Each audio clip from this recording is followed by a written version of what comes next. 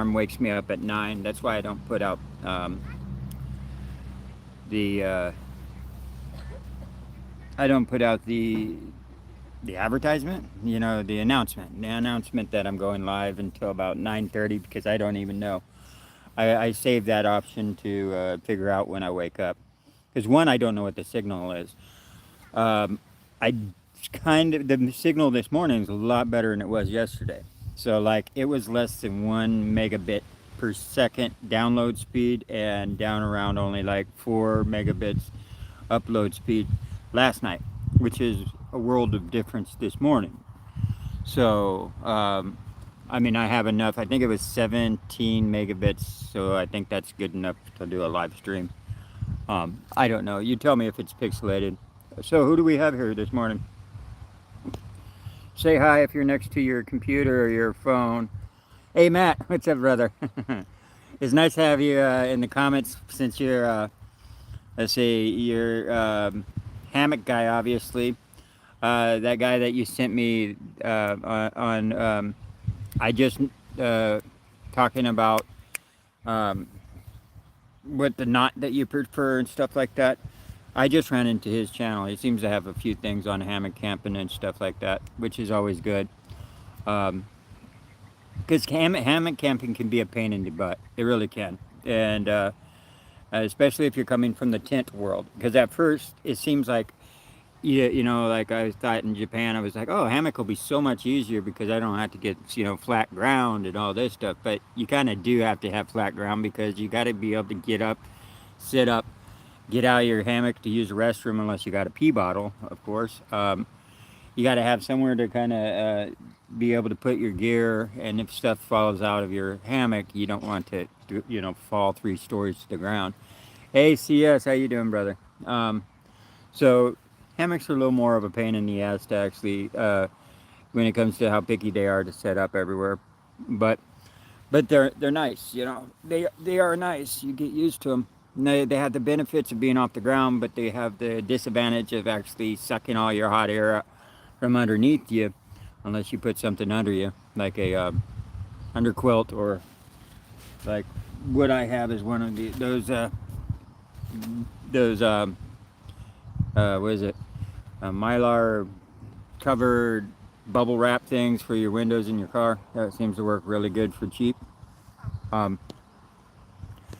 So anyway, I had all the information where I'm at in my head, and I started rambling on something else. I am on Gong Valley Beach, which is in Marang, but it's in a smaller village, like fishing village, called Merchang. Yeah, Merchang. So Merchang is like the smaller village. I think on the video, yesterday's video, I just put Marang. Now there's Marang and Marang, and I'm in Marang, M-A-R, not M-E-R. So, so technically, I wasn't wrong at the end of the yesterday's video when I edited it in where I was at. I just didn't do the more because it's like I kind of just went to like I opened up one of the restaurants on that's in this location. I see what their address says, and they were all saying Meringue, and that would look like was the the most popular address for this location was Meringue, so I just put Meringue. Although I could have put Merchang, being a little more, would you say, local, because I'm in the fishing village. It just doesn't show when you open it up in Google Maps. It doesn't show like the outlines of where the border is or whatever. But I'm so close to it. I know I'm in it. So anyway, yeah, you guys. Let me see. I'll show you the beach here in a second.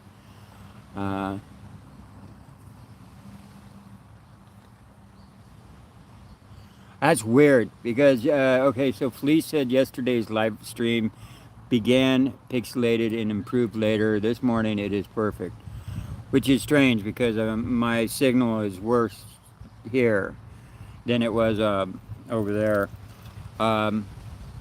Like I said last night, I was positive that I couldn't do a live stream. This morning I checked and I was like, oh no, I can do a live stream.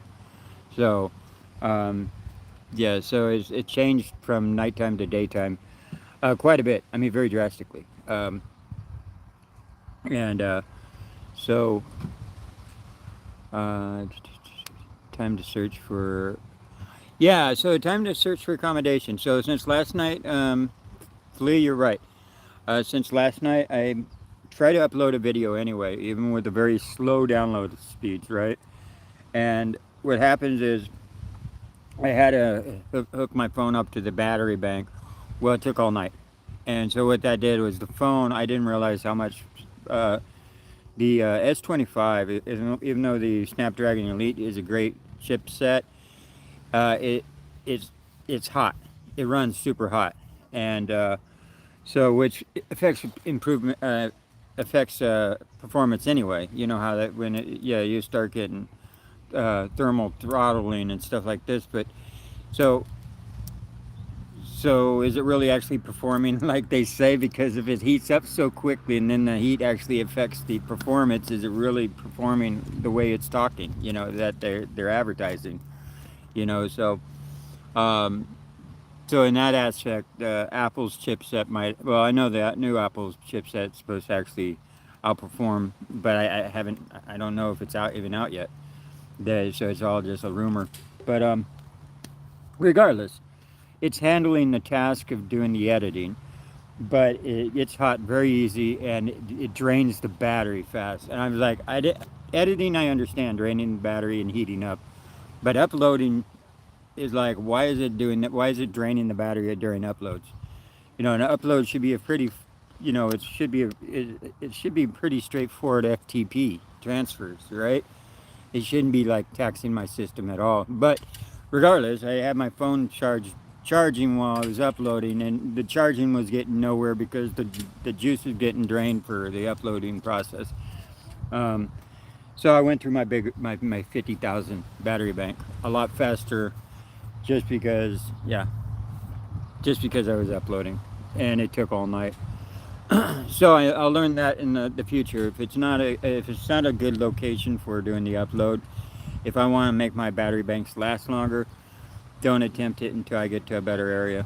Um, I can always try to upload it while I'm moving, but the fact is I already have Strava running. So if you guys don't know, you can go to the description of my videos and click on my Strava account. Or if you want more of the 3D flyover, which I stick at the end, I use Relive for that. Um, I just like that flyover. I think that's visually pleasing to throw that at the end of my videos so you guys can see. Um, but if you're like if you're a geek or a nerd and you kind of want to know exactly what streets I took and which route, that's what the Strava's for. So if you guys are ever curious, just hop over there and you'll see.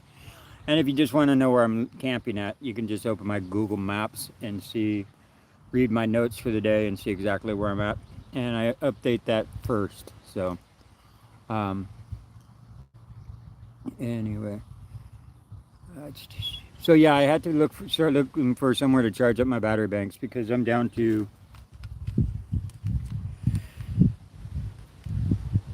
I still got a little bit on this 30,000, so that's not too bad.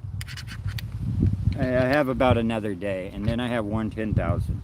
Once I hit the 10,000, I know I actually have to start really looking, so I got at least one more day of camping. Let's see, what do we got here? Yesterday, your next stop should be quarantine.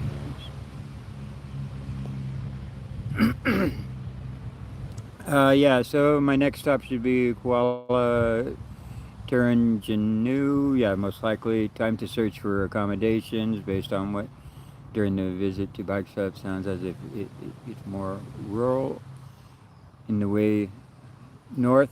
Yeah, so based on what was said during the bike shop, sounds as it gets more rural in the way of north from here. Yeah, you're going to start getting more conservative, which is that's fine. Just keep it in mind that when you start going into more conservative location, you respect that that conservative boundary. I've been in some really conservative spots, so honestly, I don't think that they're gonna. Um, yeah, they're not gonna beat any of the spots that I've been to, conservative wise. Um, it's just you respect that territory. You know, it's the same as respecting anybody's cultures, and they're the hardest part for like a foreigner like me is the toilets that you have to stand over, right? I can't get the balancing act right. You know what I'm saying? And I can't quite. And the butt washing. Now the butt washing is great here because they got the hoses, right? But in some spots, like in Morocco, they don't have the hoses. They just have the buckets that you fill up with water and you take into the stall with you, and you just do it by hand that way. And so that's completely different. Yeah, it's way easier with a hose. In Japan, it's super easy. It's just with a button. Well, when you hit the button, a little birds start chirping and shoots you, and then the little hair dryer comes out and everything. They're crazy. Those toilets are like a little over the top. You know what I'm saying? Yeah, it's like okay, the birds and the soothing noises while you're using the restroom. I think that's a little over the top. You don't really need that, but that's Japan for you. They go all in. You know what I'm saying? They go hard. They go from a hole in the ground to Star Trek Enterprise, but nothing in between. But they do it right. They really do. They knocked it out of the park. Their toilets are some of the best. But that's weird to say that about toilets. But sounds as yeah. So please, that's the only thing I can think of is maybe there's more people at night logged in, so the cell tower's running out of bandwidth. It was so low that but it's kind of weird because, it's like, it wasn't like super, I guess, yeah, it was like around 11 o'clock or something. It didn't seem like it would be a time that everybody would be logged on, but I guess they could be. Keep, yeah, that's what I was just saying. Is when the CPU is high, it heats up and it starts in thermal throttles. Yeah, so that's what I'm saying. Is like, okay, the benchmarks are really high on the Snapdragon Elite, but are they taking into consideration how it runs when it's hot, since it's like automatically heats up compared to Apple's chipset, which they were comparing it to at the same time, which they were pretty well even anyway. One worked better on a multi-core processing, while the other one was single core outperformed. So it was like it was tit for tat, but the Snapdragon Elite just barely went out. But it was like, is that from like completely cool because yeah, it just heats up so fast. So, but I'm not, it's what I got. I'm not. I don't want to be carrying around a laptop everywhere I want to go, and I'm already carrying too much camera gear. You know what I'm saying?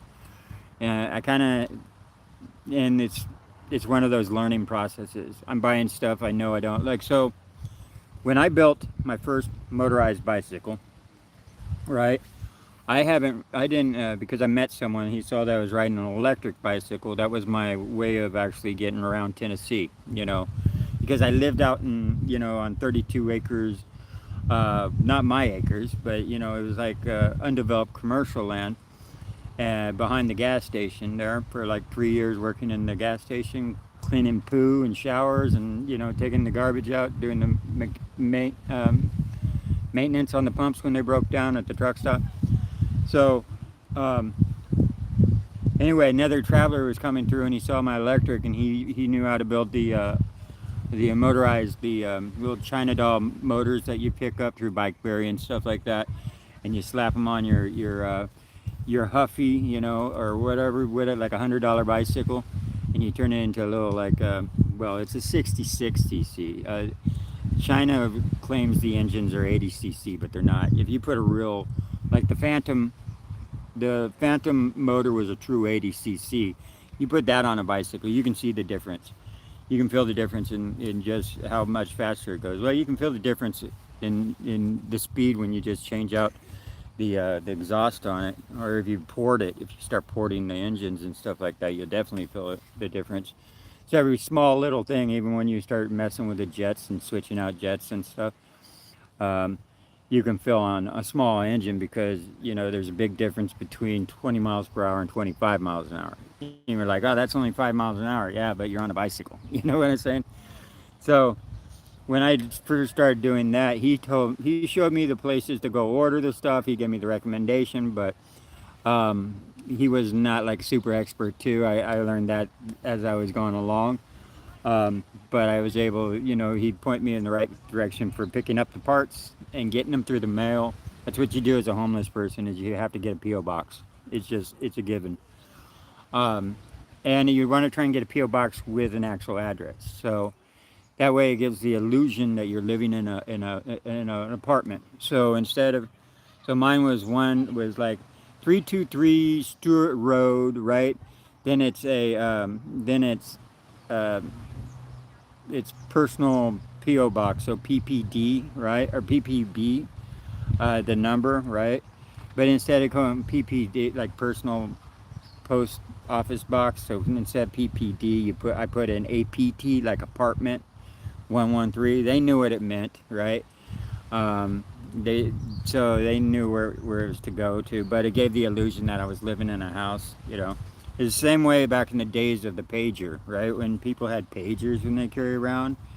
When I was homeless looking for work, I would get a pager, and you get voicemail. Well, instead of saying you reached the pager of Daniel Salyer, I'd say you reached the house, you reached the home of. I would put the home of, so it sounded like they were just getting a answering machine at my the place I lived, even though I was living in the back of a car at the time. This is like when I first moved to Vegas to get work. It was I just went there with like $300 in my pocket and slept in the Sierra parking lot um, until you get kicked out. Eventually, security will kick you out sleeping in parking lots. But uh, so yeah, so I've been doing this for a sec for doing the homeless thing. But the one thing I learned when I was in 17, when I took off and became like a missing person, because technically I was under 18, so my family was able to actually, my mom and stuff was able to report me as a missing person because they don't consider you a grown up until you turn 18. Um, I got to learn a lot from that. One is that the streets are not that scary. This is doable. This lifestyle is doable. But then when I went back into the work world, that allowed me just that knowledge of being on the streets and living homeless and sleeping in the back of my car gave me the courage to actually just drop whatever. If I don't like my situation, just drop it, move to somewhere. So when I went in pursuit of actually trying to work on a career in the casino business, I just threw a bunch of stuff into my car, which by that time I had a van because using my head. Like, I'm not going to get a small car again because I'm going to be sleeping in the back of it. So I got a van, and I just went straight to Vegas and just started sleeping in the back of my car. So there is a skill set, but it's basically all mental. It starts, your biggest block is your mental, because you're giving up your comforts and you're giving up your stability. But after that, then the skill set's more like bushcrafting and just learning how to survive the elements and stuff like this and what not to do. But you have to take the hard road. You're gonna have crappy nights where you're freezing and you're terrible and you're like, why am I doing this, right? And and that's why when you first start, doing the homeless vagabond travel, you will go back into the work world and back out to the travel world and back and forth. It's just a given because you still have that installed in you that you still like those luxury items every once in a while. So you get tired of doing the vagabond. And there's people like in Dunsmuir, California. That's a retirement place for a lot of the old rail riders. A lot of the and so people do get bored of it. Not always. I'm 50 and I'm not bored of it yet. The only reason is, what's my alternative? is to settle down and stay in like a. I mean, I kind of settled down in Tennessee. I lived in a tent, right? I liked it. I really did. That was one of the most peaceful places I could ever go to. Um, but I was preoccupied working a lot. So. Um, anyway, guys, let's see. I have not showed you guys around, so I'm sorry. Jumped right into the. Hang on, let me switch this around. Okay, they were camping too. They pulled up last night. I'm actually right behind a mosque, but let's see if I can do this without pixelization here.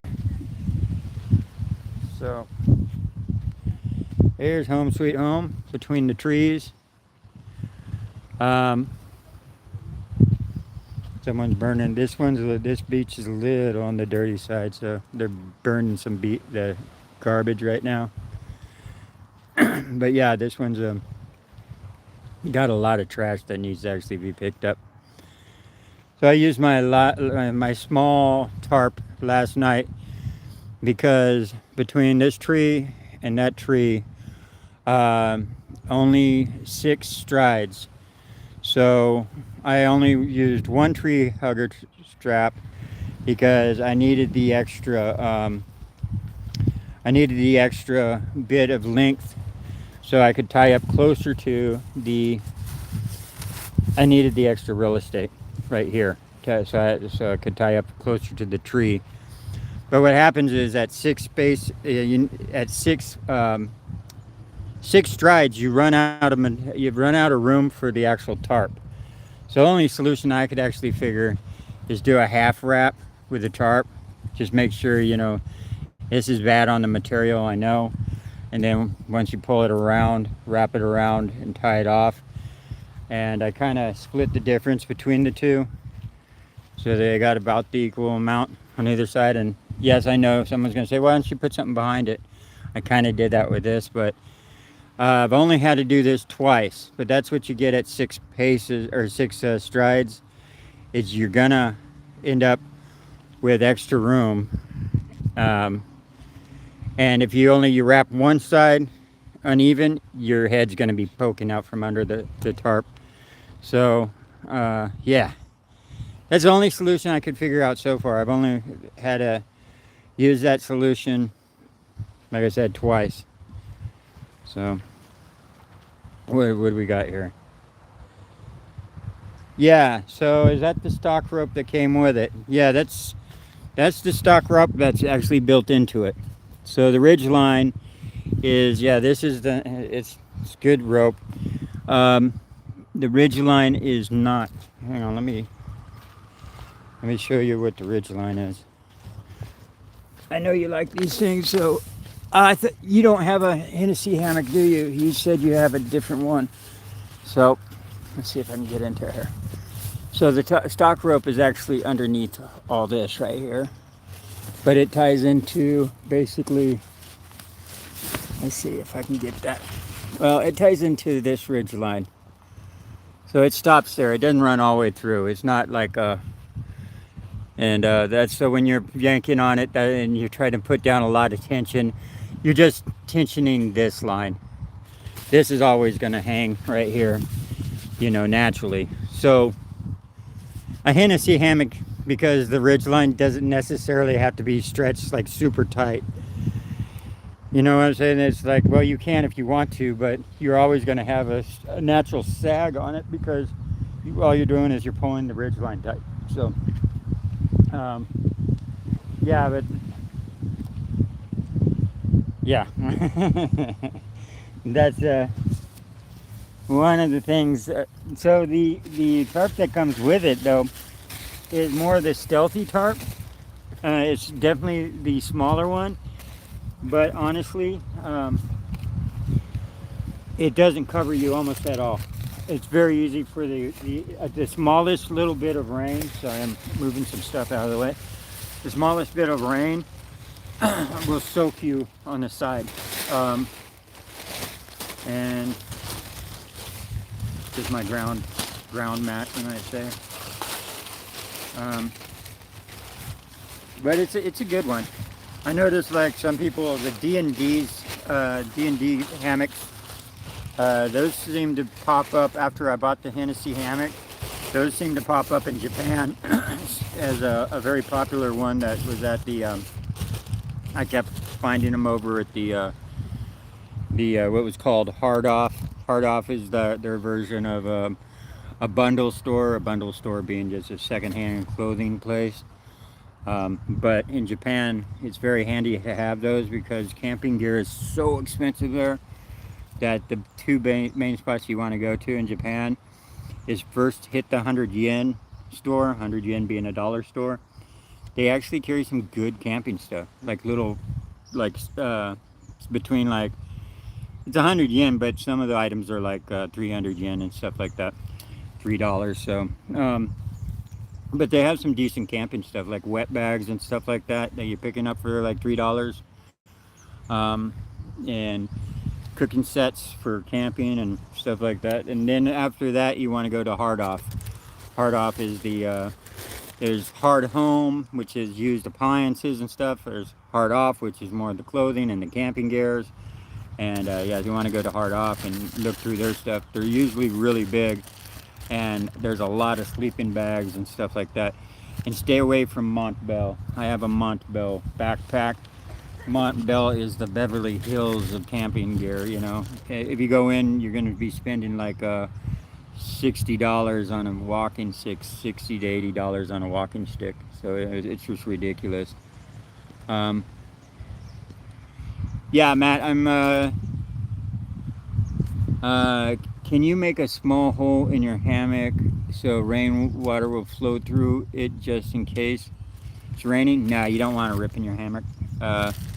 Because then, you mean like a drainage hole in it? No, you would have to actually have that professionally made, because if I try to make one myself, it would, yeah, I don't think you would need it anyway. If you're getting that wet that you need to be drained out, you're not going to be sleeping anyway. So you might as well just get out of your hammock. And the material dries pretty fast, and, yeah, I don't think you would need like a drainage hole, because like I said, if you're already that wet, you're not going to be laying in your hammock. Although you can lay in a wet hammock, I mean, you know, sometimes you got to do what you got to do. Just put on your rain gear and lay in it. But the fact that it filled up with, you're talking about the fact that it filled up with water and was like like a pond. Yeah, I wouldn't do it myself, because what I would do is it would jeopardize the integrity of the material and it would end up ripping. So, yeah. Hennessy hammock actually has good design. It's not bad. Now there's cheap alternatives though. Now I've noticed Decathlon is carrying a 2-man hammock. If you ever see something that says 2-man hammock, just get a 2-man hammock. For price-wise, it's the same concept. You can sleep diagonal in a 2-man hammock. It's got enough material where you be able to sleep flat. Imagine how much you've spent per night to sleep in that hammock. Cost of divided number of. I already did that. Oh, so Matt says, imagine how much you spend per night to sleep in the hammock. Cost of hammock divided by the number of nights used. I did that in Japan. So I have a Japan folder too. I'll drop it somewhere. You know what? I'll do a post with all my folders. In the Japan folder, when I bought the Hennessy hammock, you know, it was like $200, so I was figuring $10 a night is like the cheapest I could find accommodations in Japan for. So I was like, well, then I need to at least use it 20 times to get my money back. So every spot I dropped a pin and I stayed in my hammock, I checked that off. So I was like, that's one time in the hammock, 2 times in the hammock, 3 times in the hammock, until I hit 20, right? And I started doing the same with the hex fly, because the hex fly was expensive. The hex fly itself was almost as much as the hammock. You know, the hex fly was at like half the price, like $100 for a hex fly. Is it worth $100? It is if you're going to do more long-term camping. You know what I'm saying? If you're going for stealth, this is the one for stealth.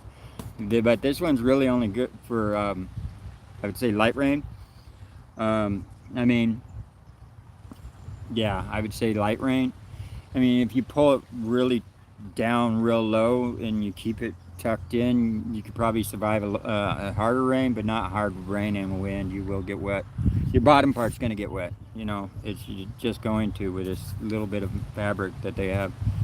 Um, so, yeah, if you're going to do longer term, the hex fly is nice because now you can do more porch mode and cook underneath and stuff like that. Um, and also it gives you more of a mental security knowing that you have more fabric. You got a little more fabric on this going these ways, but you got a lot more going both ways. Now the Hammock or the Hammock, that's a neat one. Hammock I was looking at D&D, Hennessy Hammock, and the lesser known ugly stepbrother is the Hammock, which you sleep sideways in. I kind of is interested because they have an ultralight version of that too. I was kind of interested in seeing what those are because that's, from what I understand, it's very well thought out because it's people. Uh, yeah, it's very thought out design wise because it's made by hammock campers. Which I'm not saying he, isn't a hammock camper.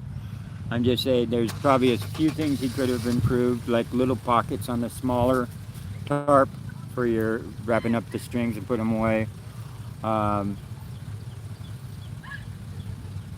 yeah, and another thing, like this is for pinning back your. Turn it. This is supposed to be for pinning back your your mosquito net so it doesn't keep flapping around in the wind and hitting you in the face. But the fact is with me, that's where I feed my feet. So it's like right there, always in your way of your feet and stuff like that. I know some people will sleep with their head over there, but it's like right in your face. So you'd figure there'd be something a little bit better designed than this. Like right now, I have it actually. It's just elastic cord. I have it pushed out of the way just so it's kind of a pain in the butt. I don't want to cut it because technically that's supposed to be good for holding in the undermat that they sell you for about $50. That's more cut out to fit inside the hammock. But mine works just as good. It's basically it's just one. I mean, it's basically the same thing. It's just, especially after you sleep in them a little and you break it, where it starts getting broken in. Now it's form fitted. It's definitely this for $1.50. Compared to $50, this is the way to go. And I'm very surprised about this one. This is definitely because it doesn't have the little window cut out for the rear view mirror. It's just a straight square piece, and it's basically if I'm 5'9", it is like it's about 5'6". You know what I'm saying? So there's only like 3 inches. About 3 inches, no, 3 to 6 inches, let's say, of probably more like 6 inches. Yeah, whereas that doesn't cover, which is good. That's my feet. I put on a pair of socks. And anyway, all right, guys. I think that's it. Like I said, everybody's packing up.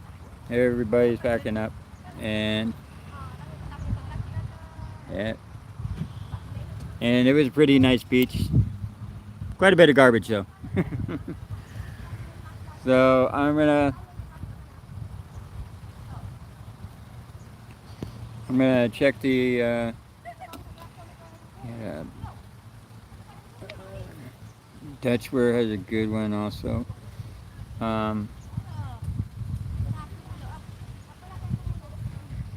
Let's see. Yeah, so Matt, when it comes to like the savings, I definitely got paid back on it. The reason why is in Japan everything has to be pre-planned. They're kind of sticklers, which is weird because it's very quiet. And unless you go into a Don Quixote, and then it's such a different contrast because everybody's polite, quiet there in Japan and stuff. Then you could go into Don Quixote's and there's like flashing lights everywhere. Everything's super loud and crazy, and it feels like a bad episode like MK Ultra or something, right? You know, you feel like you're on LSD, you know, with lights flashing in your face. But it's it's crazy. So, but they're also sticklers on uh, pre-booking everything. You know what I'm saying? So, like, if you're gonna go somewhere, you book ahead to where you want to stay and stuff. They don't. It's not one of those places you just show up and say how much for a room. You know what I'm saying? So but that's how I am. Is like I mean, I love the apps to use to pre-book the apps. I use those exclusively for figuring out where I'm gonna go, at which location.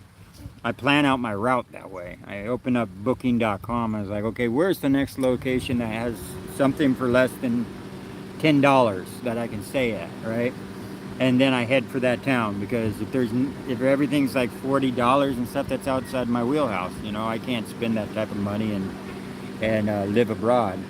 If I want to spend that type of money, I'll be right back in the work world, back in the United States. So if my penny pension and being cheap now is gonna allow me to keep continuing doing this forever, which is no problem, because I was doing the same dang thing over in the United States. Well, you had to. You had to penny pinch in the United States because everything's so dang expensive. But you take that same penny pension and budgeting your food and making sure you have enough money, you can throw that concept out the window when you get here, because you can actually afford food, you know. If you go to Vietnam, you get a nice hotel room for $8. You know, here in Malaysia, you're going to be spending more on the hotels, but the food is really cheap, and the camping is everywhere. So if you're a camper, you're in paradise, right? This is great. I get to sleep on a beach, and I just go down the way, and it's only going to cost me like $2, the same price that a candy bar costs over in the United States. I can get a good meal. You know what I'm saying? So I like eating. I like having the ability to eat without having to count my pennies in my pocket. You know, I like to be able to go buy, run across. Even here in Malaysia, they do have spots. Well, they have spots for $10. They're advertised for like $7, but then they got hit with a tourist tax, which increases everything. Because if let's say you find a spot for $5 a night, well, that's almost spent, and then you put another $3 on top. That's a big increase on price. Not for the owner, not for the person that's the establishment, right? They're still only getting that $5. So yeah, honestly, especially with people that are on limited incomes, people that might have retired but didn't, might have only been in like construction or something like that their whole life, you're only going to be maxing out around $1,300. You're more likely you're going to be looking at $800 to $1,000 on your Social Security, especially if you're married. The wife is only going to get about $800 because of being married. So I don't know. If you get a chance, save up your money, get the $800, $900 to leave the United States, and just see what the foreign countries are. And if you don't mind doing a little bit of traveling, like when your visa expires, just kind of move on to the next country. Like right here, this is great because you got a bubble of affordable places and stuff like that. Nice people, affordable places, and you can go from Vietnam, which is 3 months, right? Thailand, which seems to be the most popular, is only 2 months. Malaysia is 3 months. Cambodia, unfortunately, is one month only, right? So a lot of people kind of avoid going there, unless it's to get married or something. For some reason, there are a lot of Cambodia women marry foreigner guys, and vice versa. It's like, I don't know why that is. Maybe it's just to extend the visa or something. But yeah, no. So you got a lot of the countries here that like Thailand offers a 10-year visa for retirees, but they want you to make something like $2,700 a month. But they have fixers down there that can help you get, 15 months on a visa, but you're paying $800 for it, Um, but you can also just do border runs. You're only allowed, I think, 2 border runs on foot, but you can use the airplane as many times as you want. So, anyway, guys, that's just me going rambling about nonchalant stuff. All right, guys. Yeah, I'm going up north. I'm gonna go to the next spots next. I don't really know. I haven't looked on my phone, so I'm gonna get off here and start investigating where I want to go next. Um, and I'll have to pick up accommodation within the next 2 nights. Most likely, just one more night here, and then I'll be down to my last 10,000 battery bank. So, okay, guys, that's it. Let's see. Did I miss anything? Um, safe cycling, Hammock. Bye bye. The coffee you had at the paddock the other day, does that come in a packet? Yeah, they all come in a packet. So I just put it, cold soak it, shake it up. They have the 3-in-1 mix. They have one that comes with a little bit of ginseng in it. Obviously not a lot because the ginseng's expensive. Even in the drinks they only use a small amount. But yeah, so that's the one I've been going to. But it's not expensive. It's 15 ringgit for a big package of 20 of them or whatever. 15 ringgit comes out to um, like 375. Let's see, is that right? 15.7, yeah, 375 for something that would cost us $15. So like I said, that's why I made the financial decision, but also just the decision that, growing up and traveling as a homeless person, I can do that anywhere in the world. You know what I'm saying? I don't need to be just homeless in the United States. I can be the American hobo anywhere, you know. So that was what one of the, no, I love America. Don't get me wrong. I love America. Yeah, we have our problems with our politics and our opinions and stuff like that. But when you get away from all that and you just hit the road and start jumping on the trains and sticking out the thumb and hitchhiking and going to the national parks and hiding in the woods and making your own lean-to, making your own debris huts, doing all this stuff, doing a little bush crafting and train hopping, and there ain't nothing better than that in the United States. And America actually gives the freedom to do these things. So if you get caught there, they give you a $150 fine and tell you to get going. And that barely ever happens anyway, because the nostalgic image of the hobo hopping the train, who really wants to bug with that? They just kind of want to shake your hand and say, it's nice to see that you guys still exist. And so yeah, so that I like about America. I love America. You have the freedom to do that, even though the expenditure and the jobs just aren't there right now.